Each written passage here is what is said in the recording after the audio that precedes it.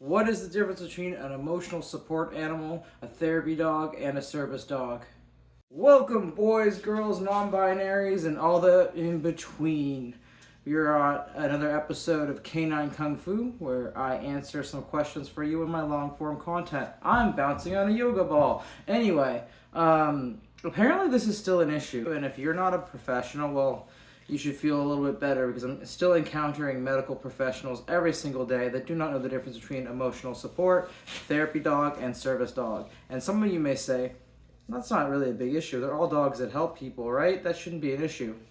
No, that's a big issue. By and large, the only animal out of those three that has public access rights, the rights to go with a disabled handler to help that disabled handler anywhere the handler goes except for a few places, that only belongs to a service dog. All right? So, therein by large, calling a service dog a therapy dog and mistaking a therapy dog or an emotional support animal for a service animal is actually a really big deal because legally you're setting up a cluster, I believe a big part of this misinformation that happened is due to the standard America set. America set a very broad and vague standard for service animals and service dogs and emotional support animals. All three of those things that I just listed are actually kind of things underneath American law.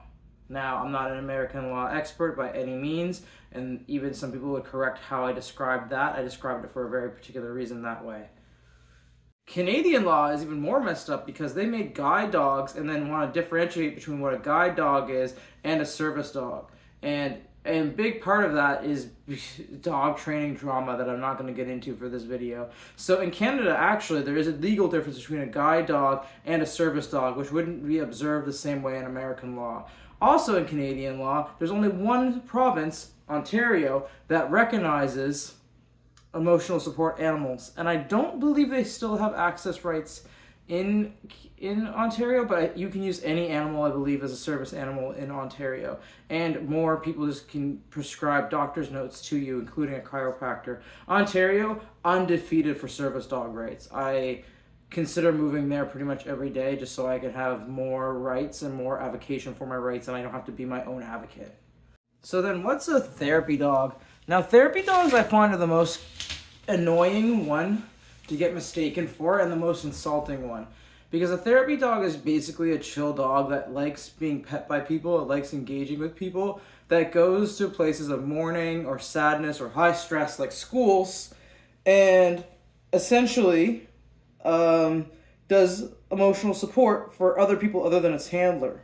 That's why it gets super annoying when people mistake your service dog for a therapy dog, because by and large, they think that the dog is there for them, and they don't fully understand that the dog is there for you. And I believe therapy dogs have trained a lot of people. If their only exposure is to therapy dogs when they see a dog with a handler, that exposes them to running up on dogs that they know they shouldn't, right? They know they shouldn't. They know they should at least... Maybe they don't, actually. Maybe I'm lying to myself when I think that most people know not to run up on a service dog or a working dog that they see, right? But it happens to me quite a bit. So a little less now because I have a bit of a reputation in my local area, but by and large, I think that therapy dogs were not introduced properly, and there wasn't enough work to be done in the beginning to make it easy for people to differentiate between the two, because not a lot of people don't really understand the language that they're speaking, English. So they don't take words as seriously as they should. Even the word service dog denotes its history in the military. In some countries, it's called assistance dog. I like a medical assistance dog. I like medical canine. I like working canine. I think we should have a right just to label our dogs working canine, unless you're a police, first responder, or higher in society than just a civilian. You shouldn't have the right to question a working dog. I think there should just be a working dog element, like a license, a working dog license, that allows for so many different other uses, and depending on what that dog's working rights are, would give you public access in certain environments. I think if we put dog training on a higher standard so that in society, like, you get rewarded for knowing how to drive a car with a driver's license, if in society it's like, yeah, you can bring your dog into places, because you've proven that your dog makes intelligent decisions. And yeah, it bit someone, but that person pulled a knife on you. So I think that if we actually respected dogs as part of our society and culture, as like the warriors that dogs tend to feel that they are, and then people will be like, what do you mean dogs feel like they're warriors? If you see an actual working dog, that dog is a concept of its dogliness, its isness.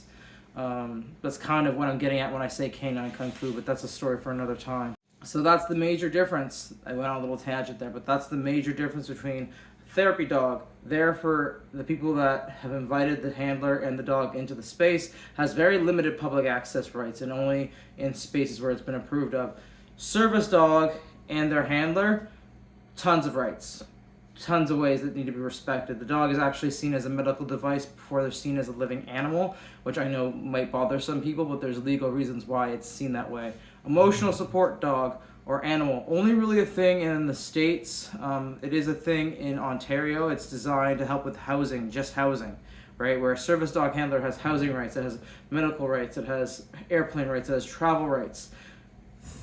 A medical emotional support animal only really exists with a prescription in America and in Ontario, in Canada. So it's not really a thing, and people really do mistake it for a service dog or a therapy dog. But I hope this video has cleared that up for y'all.